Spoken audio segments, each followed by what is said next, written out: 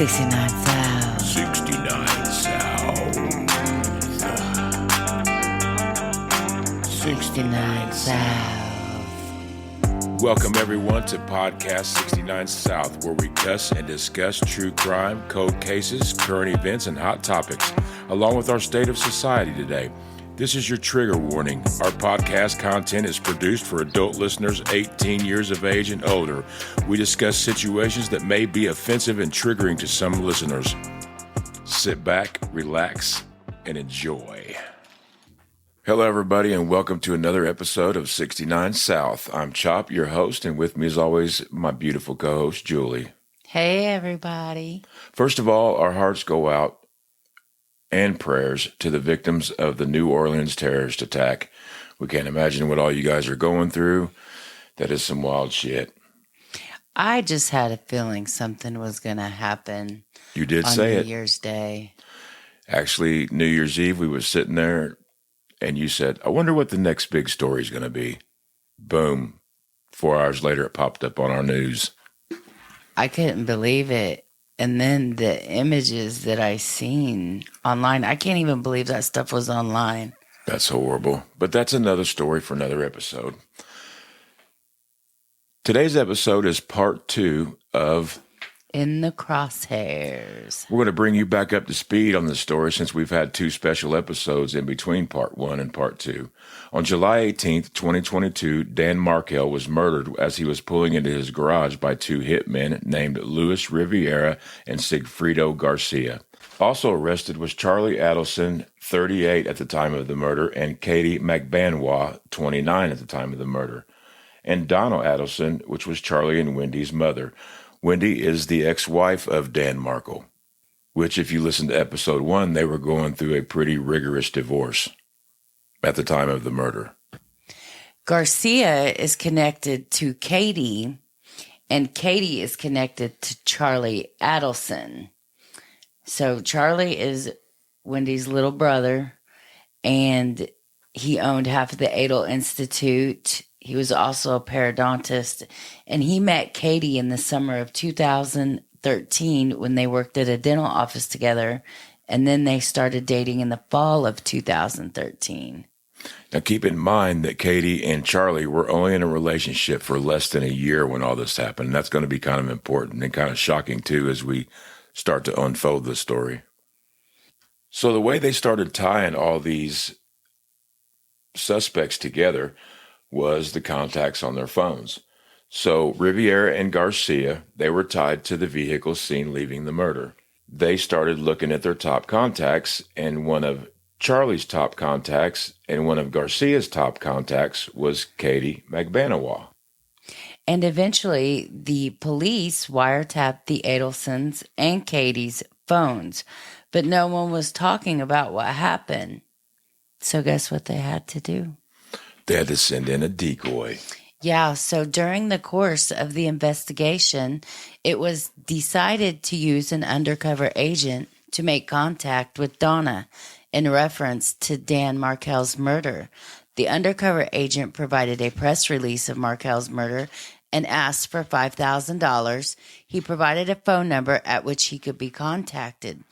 Now, as a result of this contact, conversations were intercepted.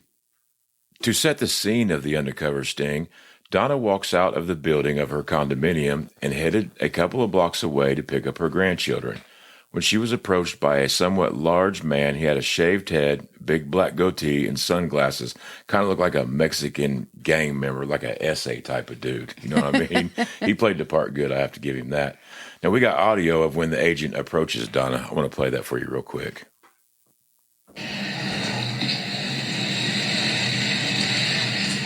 Excuse me, Mrs. Adelson? How you doing? Just want to give you this. Listen. You scared? No, don't be scared. Listen, I just want to let you know that we know that your family has been taking care of Katie and her friend Luto for quite some time after your problem up north has been resolved. And I want to let you know that my brother, he's incarcerated. He helped your family with this problem you guys had up north.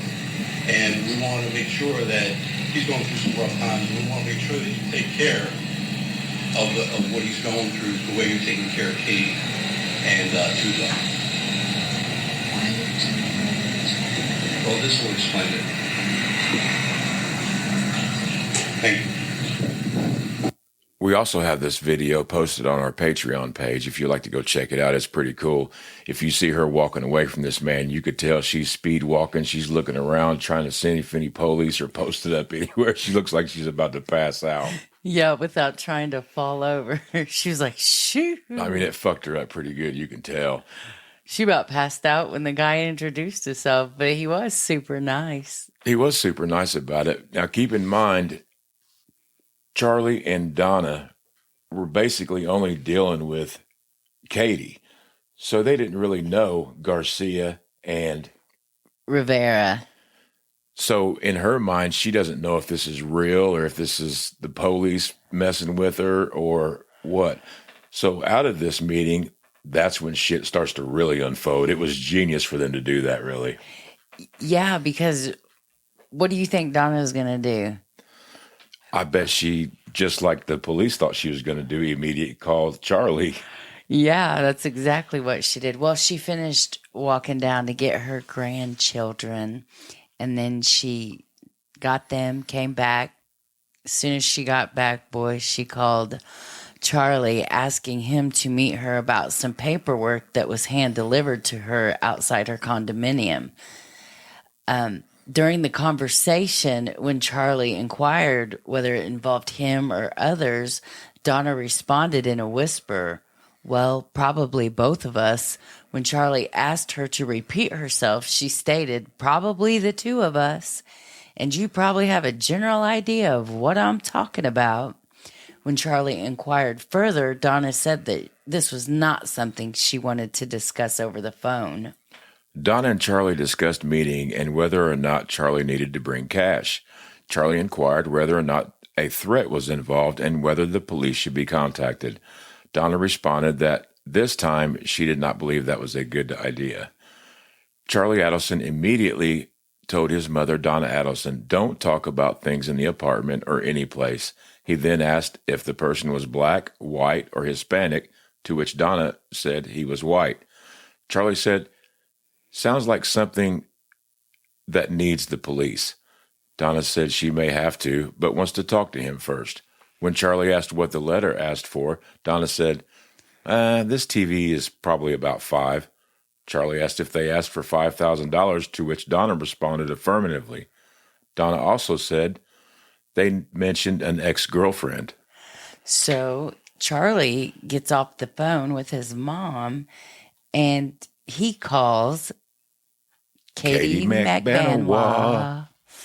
So after trying to reach her by phone unsuccessfully, he finally calls her back an hour after that and gets a hold of her, and he began to explain the situation to Katie as he understood it from his mother. Something regarding her son, something regarding his ex-girlfriend, and the person asking for some money. Charlie tells Katie that he is going to see his mother the next day to discuss the matter. There is some discussion of whether Katie is the girlfriend referenced by the agent. Charlie said he thought his mother said the agent mentioned Katie's name, but is not sure and will follow up with her if the situation does involve her. Katie agrees to meet Charlie in person the next day, and that's April 20th, 2016, around 4 p.m. Another thing to note is Charlie never contacts any other females to discuss the contact between his mother and the undercover agent. Now, on the morning of April 20th, 2016, Charlie tells his mother he will meet her at her home at 12:35 p.m. After Charlie arrived at the Icon, and that's where Charlie's mother and father reside, he and Donna walked outside to a remote table behind the building and sat close together while conversating. None of their conversation was successfully captured. After meeting with Donna in person, he calls Katie and is en route to her Sunny Isle real estate office where she works. When Charlie arrived at the strip mall where Katie works, they talk briefly outside. Then they go into a restaurant near the real estate office. And parts of their conversation was captured while they sat in a restaurant called Dolce Vita. See, at this point in the investigation, not only do they have wiretaps, but they have people, following their asses and spying on them. And some of this conversation was recorded by one of the guys that was following him, and they went into the restaurant and was listening. They catch Charlie saying, "My mom doesn't know these guys, and paying off someone is not an admission of guilt." Charlie kind of gives example question and answers that he wants Katie to say to the agent when she calls him, just to see what the guy knows, to see if it's the cops, to fill him out, because they're trying to figure out who the fuck it is. They want to see what he knows about the crime, such as what kind of gun is used, what kind of car it was. Charlie's also saying you have to put that at the scene at the time, not in the car. And he's given examples of people being present in vehicles before cars are used in crimes, which is kind of weird. And then Charlie says the guy's name is Tulo, and he repeats this name to Katie. Now, Charlie also tells Katie that the messenger looked white, but could have been Hispanic. And then they were talking about, Charlie was referring to the rental car, and he said, "I don't have any knowledge." Charlie gives instructions to Katie saying, "I'll give you money. You call him on the phone.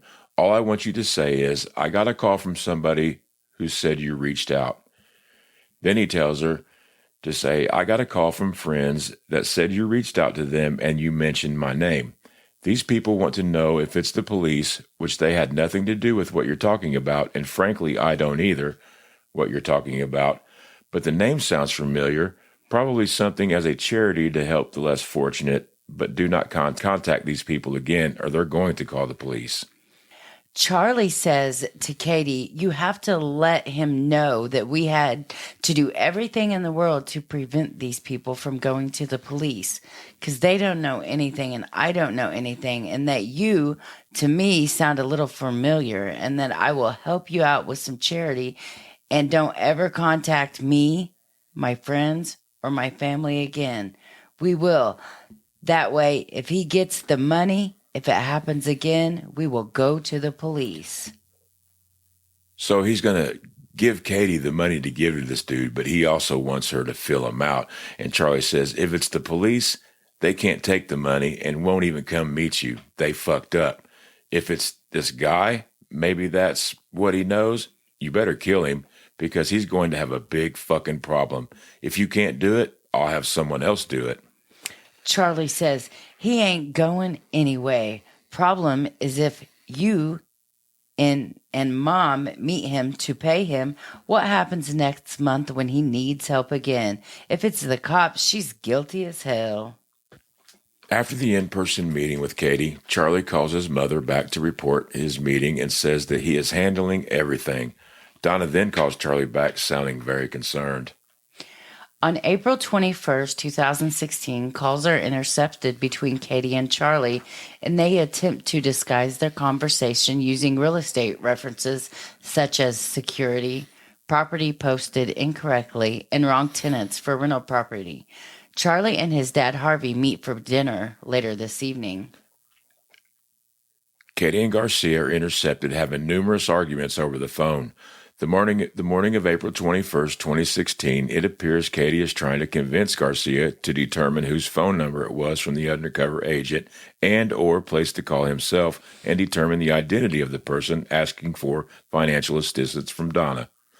In a heated exchange, Garcia says, "I'm not making that fucking phone call." He later says, "I am going to take care of this fucking problem." So he's in jail. At the time, is he in jail at the time? No, he was there. They were living together.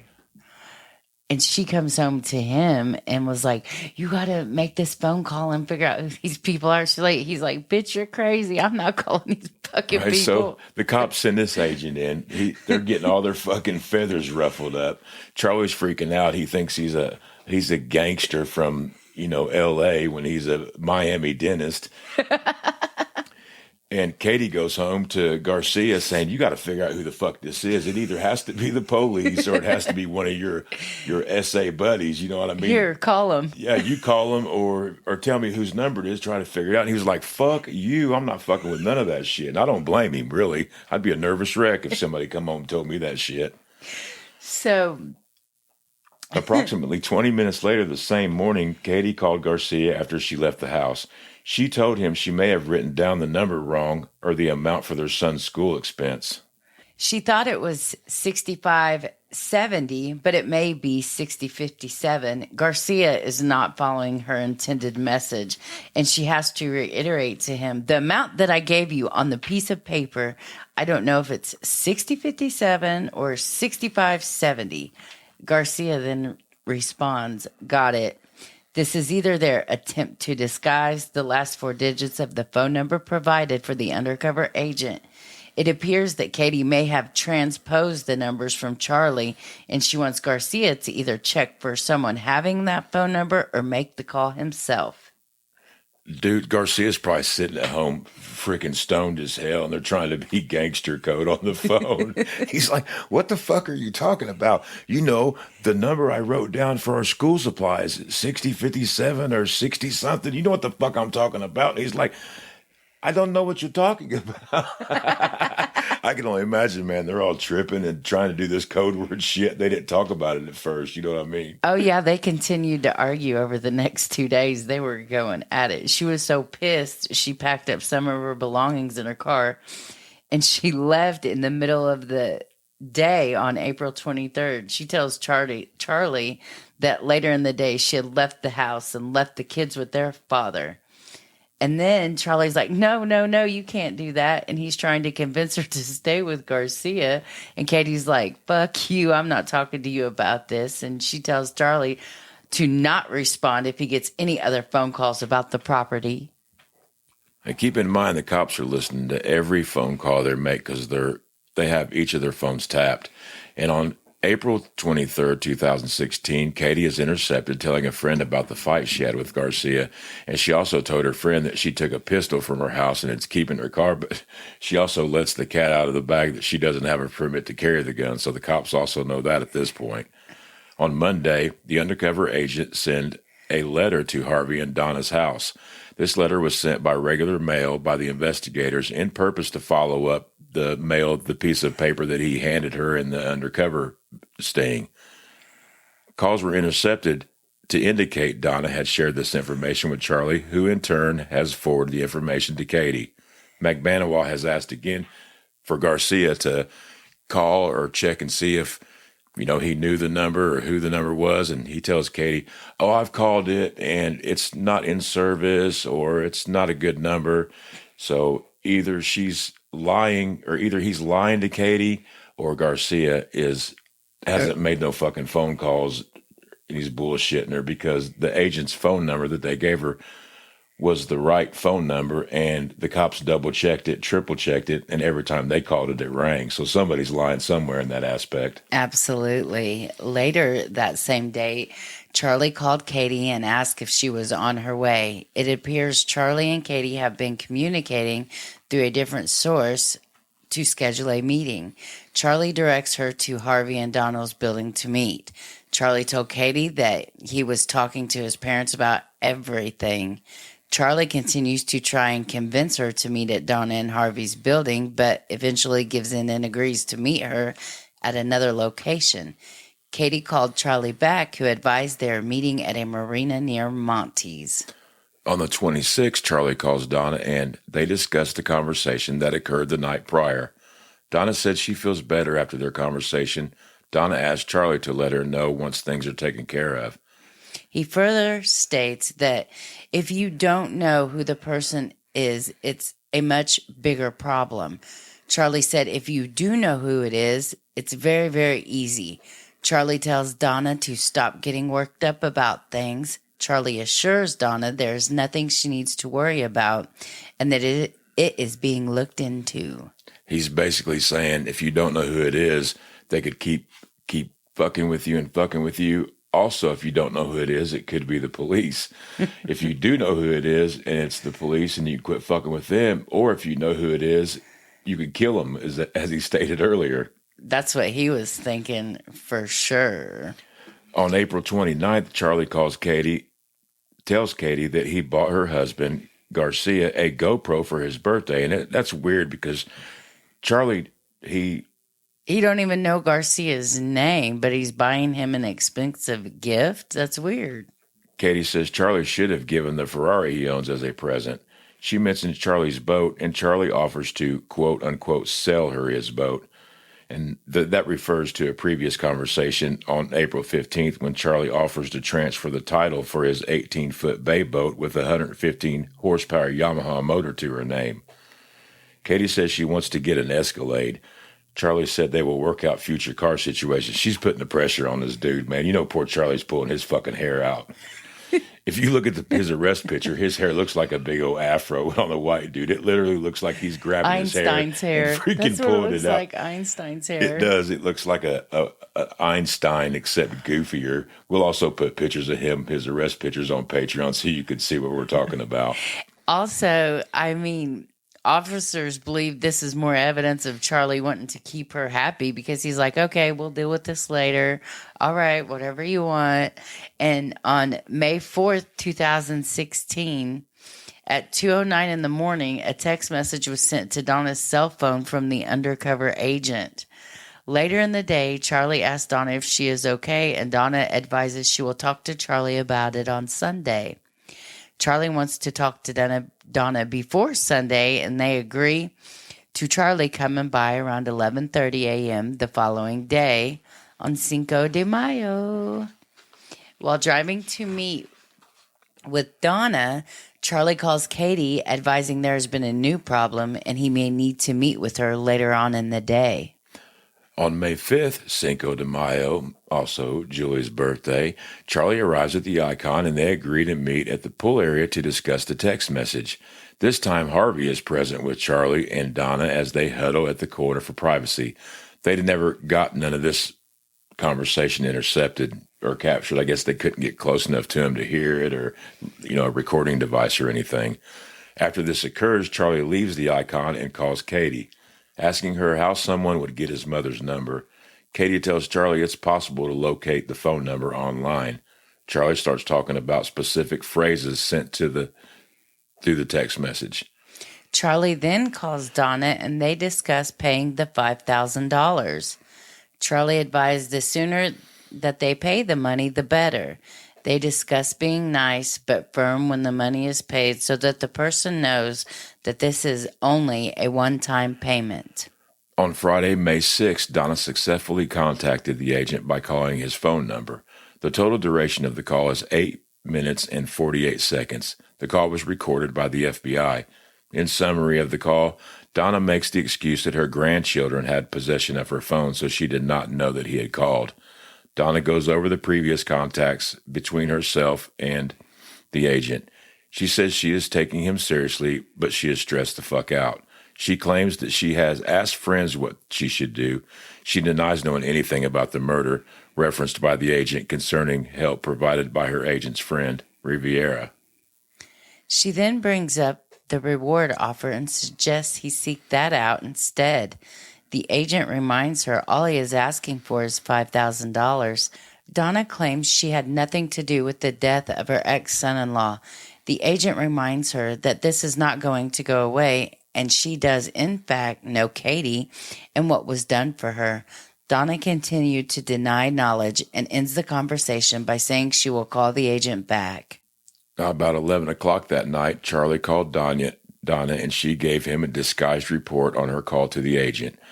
Donna referred to the agent as a patient, indicated that she used a recording app for him to listen to the call. Donna says the call took about 8 minutes. Charlie asked if the agent made any threats. Donna said no. He said, that's very, very interesting. So they agreed to meet the following day. Now, on May 7th, 2016, Charlie calls Katie, and he's telling her about this new CD he wants her to listen to. indicating that he has a recording of the call between Donna and the agent.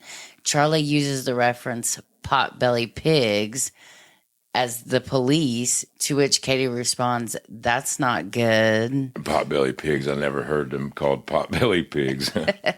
Now, about a week later, Katie calls Charlie and she's complaining about her car, her Lexus, which was originally owned by Harvey Adelson.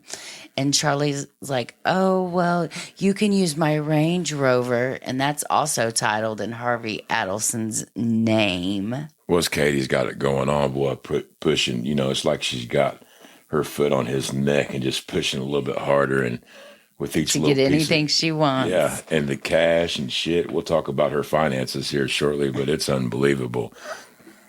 Now, Katie calls Charlie back complaining about the cost of fixing the car. Charlie tells her that he would pay for the repair himself or have the mechanic that fixed it the first time do it for free. Once again, anything Katie wants, she's getting. Charlie returns the call to Katie from the previous call. She complained about the Lexus not being repaired properly.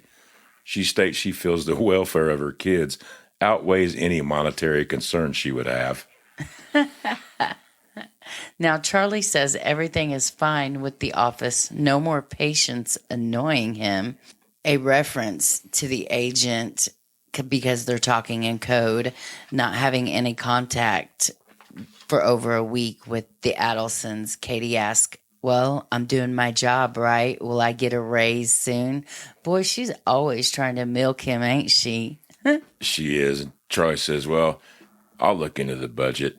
By the way, thank you for going up there this weekend and straightening it up. I do appreciate that."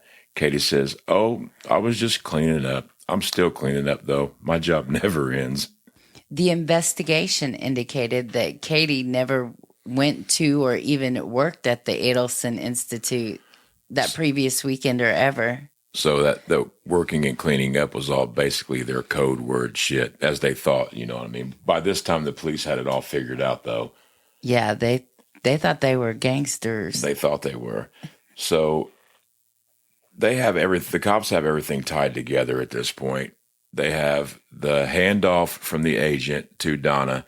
They got Donna immediately calling Charlie and Charlie immediately calling Katie. So through all the wiretaps and the conversations that they listened to and all the trailing that they did, they pretty much had everything tied up together after they paid the $5,000.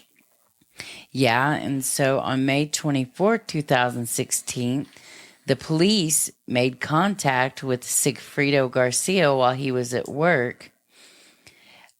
Simultaneously, contact was attempted with Katie at her residence. Katie never came to the door and did not acknowledge the law enforcement's presence. Garcia spoke with agents at his business, but denied having any knowledge about this investigation. Now, when the FBI were outside Katie's house, she was repeatedly trying to contact Garcia by making several calls and texting. She was blowing him up. This was exact same time when the agents were with Garcia. Garcia asked to speak with his attorney. That's all he said. Yeah, so Katie's freaking out because she can't get a hold of him. He's not answering his phone. He's not replying to text messages. So she calls Garcia's work, and Mike Perez answers the phone. Katie's like, "Hey, Mike, where's Garcia at? Because someone's knocking on my door and I'm scared."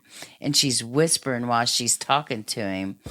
And Mike's like, "Yeah, Katie, the feds are here at work and they're with Garcia right now." And Mike asks Katie if she knows who's at her door, and she responds saying that she does not know. Maybe it's the police officers. And Mike's like, "Well, I'll stop by," and the call ends. So he's going to go over there and check. Katie calls Mike back after receiving a text message and for him to call her. Katie continues to whisper, saying she is freaking out right now because they are knocking at the door. You know she is freaking the fuck out. Oh, She's yeah. probably hid in the bathroom on her phone whispering and shit. Katie tells Mike she did not want them to know that she is home. He tells Katie that a male and a female FBI agent came by the office and is currently speaking with Garcia. Katie tells Mike the agents are in a white truck with black windows. Mike tells Katie that a vehicle is undercover car and he recognizes it from the neighborhood. Mike said he's going to drive around the front and the back of her house. Now, how is he going to recognize this car from the neighborhood? It's an undercover FBI car. Oh, yeah, man. That's the undercover dudes. They always hanging out in the hood. You know, the undercover, the white one. Yeah, with the all blacked out one. So Katie calls Mike back after receiving another text message for her to call him.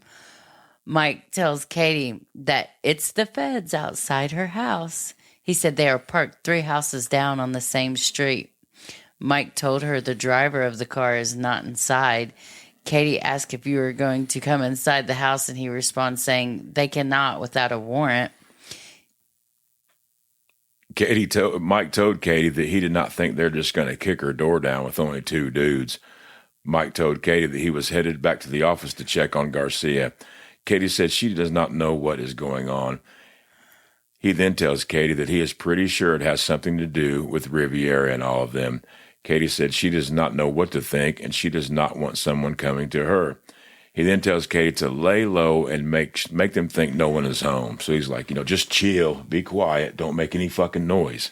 How long do you think they stood out there beating on that door? Oh, it was a good while. It was probably, who knows, probably a couple hours, you know what I mean? Just. And she had kids too, so they were in there probably freaking They were all out. probably huddled up in the bathroom. Be quiet, be quiet. Shh. They were going through it. So Garcia called Katie back and tells her special agents came to talk to him. Katie asked Garcia what is going on and asked what they wanted to talk to him about. Garcia tells Katie not to answer the door for the agents, and he will talk to her about what happened when he gets home. Now, they got off the phone after that, and later on, Garcia called Katie back, and he asked if the agents were still outside, and Katie says yes. So they were out there for a minute. Oh, yeah, just like you said. Now, Garcia told Katie that he had spoken with an attorney, but the attorney said he couldn't help him with that shit, but he would have a friend contact him. They talked about it being embarrassing for the cops to go to Garcia's work, and then Katie asked if they were allowed to sit outside her residence. Garcia asked Katie if they have $300 for attorney fees. Katie continues to be paranoid by making comments about the agents possibly jumping the fence into her backyard. She is tripping. I can't even imagine. I could only hear that shit in my head. You know what I mean? No, they're still here. Can they jump the fence in the backyard? The agents are walking around the house. They're probably trying to Looking in the windows. Yeah. They are. They're doing it all. So as soon as Garcia gets home from work, both of them immediately go to Walmart and they purchase 2 new cellular phones while still operating their previous cellular phones, but I bet they do that just for minimal time. Well, it was minimal because if they had any brains at all at this point, they've had to have figured out that they've been listening to everything or they wouldn't know anything. Or, unless they're thinking, I wonder which one of the people in this investigation has fucking told on us. I wonder if they have any inkling at this point that it's the agent that give, the fake bullshit to get the money. Plus, Rivera, they had their inklings, but they couldn't prove anything until they wiretapped them and started their little undercover sting. Because Rivera, he gave a proffer stating exactly what he did, but he just didn't know the connection. But they figured it out. Rivera got a hell of a lot lighter sentence than the rest of the suspects in this case, because here at 69 South we got a little saying, and it's called "the one who squeals gets the better deals," and that's the truth. Now, after contact was attempted to both suspects, they quickly fled their house. On May 25th, 2 unknown subjects returned to the residence and gathered the family dog and several unknown objects. On May 25th, Garcia returned to the residence to continue to pack items up. A warrant was signed and he was taken into custody during a traffic stop. Also on May 26, electronic surveillance suggests that Charlie Adelson and Katie McBanwa were in close proximity to each other and may have met in an overnight early morning hours. Because and see, there's another thing. They still had their other phones on them, but they probably weren't talking on them. But they still had their locations. Not very smart, are they? Nope. But based on all that information, the investigation, the phone calls, the meetings, the money, the FBI believes that there is sufficient evidence to prove that Charlie Adelson, Catherine McBanwa, Sigfrido Garcia, and Luis Rivera are responsible for the murder of Daniel Markell. As we wrap up this episode, I want to thank you for joining us. Next week, we will dive deep into the intriguing details surrounding the payoff that the hitman and Katie received, as well as Charlie's wild defense claims about being extorted. It's a story you won't want to miss. Until next time, take care. Have a good day, good night, good evening, whatever.